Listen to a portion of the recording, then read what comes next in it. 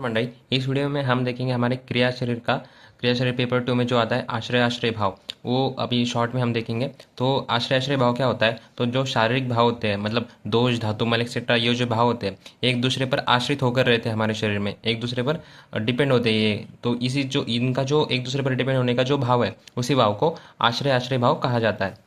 मतलब आश्रय मतलब क्या होता है? तो आश्रय जो होता है वो आश्रय देता है और आश्रय दूसरे पर आश्रित रहता है। मतलब आश्रय आश्रय पर आश्रित रहता है, मतलब ये इसके ऊपर डिपेंड होता है, आश्रय आश्रय के ऊपर डिपेंड होता है। तो ऐसे ये आश्रय आश्रय भाव है। तो आश्रय मतलब दोष जो है, और दोष डिपेंड रहते हैं दुष्य के ऊपर। और दुष्य दुष्य मतलब क्या? दुष्य मतलब धातु और मल। ठीक है। तो और धातु और मल भी आगे जाकर स्रोतस के ऊपर डिपेंड रहते हैं। मतलब सबसे आश्रय कौन हो गया? सबसे बड़ा आश्रय स्रोतस हो गया। स्रोतस के अंदर दुष्य रहते हैं और दुष्य के भी अंदर दोष आश्रय रहते हैं। मतलब स्रोतस के अंदर दुष्य आश्रय रहते हैं और दुष्य के अंदर भी दोष आश्रय रहते हैं। ठीक है। वाग्भट ने इसका श्लोक बताया है, तत्र अस्तिनि स्थितो वायु। मतलब तत्र अस्तिनि स्थितो वायु मतलब अस्थि जो है उसके अंदर वायु आश्रित रहता है। और पित्तम तो स्वेद रक्तयोः, स्वेद और रक्त ये जो है, मतलब यहाँ टेबल के फॉर्म में मैंने इसका अर्थ लिखा है, रक्त और स्वेद इसमें पित्त आश्रित रहता है। और श्लेष्मा शेषेशु मतलब बाकी सब जो दुष्य बचे हैं, धातु और मल, मतलब रस मांस मेद मज्जा शुक्र मूत्र और पुरुष, ये सब इन सब में कब आश्रित रहता है। ठीक है। तो ये बात इसका सिद्धांत आता है। मतलब ये सब हमने देख लिया, तो इसके बाद इसका सिद्धांत आता है। तो सिद्धांत है आश्रय धातु, मतलब आश्रय जो धातु है ना, ये सभी जो है इन सब में अगर धातु और मल में वृद्धि हो जाती है तो ये आश्रय दोष में भी वृद्धि हो जाती है।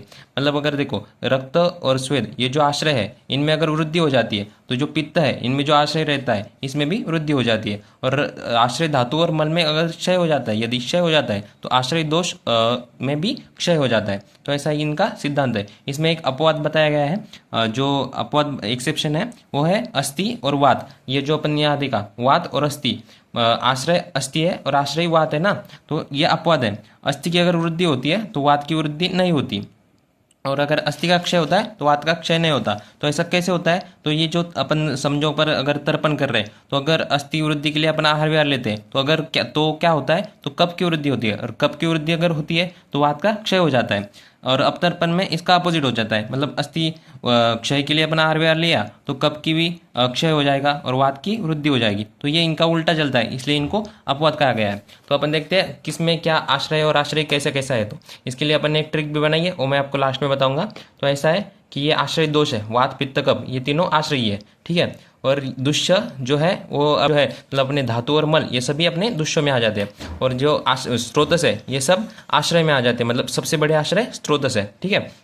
तो ये टेबल आप पढ़ लेना, बहुत ही आसान है, कुछ ज़्यादा हार्ड नहीं इसमें, बस वात और पित्त का देख लेना, बाकी बाकी सब कप में डाल देना। ठीक है। तो इसमें ट्रिक क्या है? तो अपन ने दुष्य जो है उनको मतलब आश्रय दोष जो है उनको अपन ने जूनियर माना है। ठीक है। और जो दुष्य है उनको सीनियर माना है उनके, और जो आश्रय स्तोत्रस है उनको सुपर सीनियर माना है। ठीक है। मतलब क्या?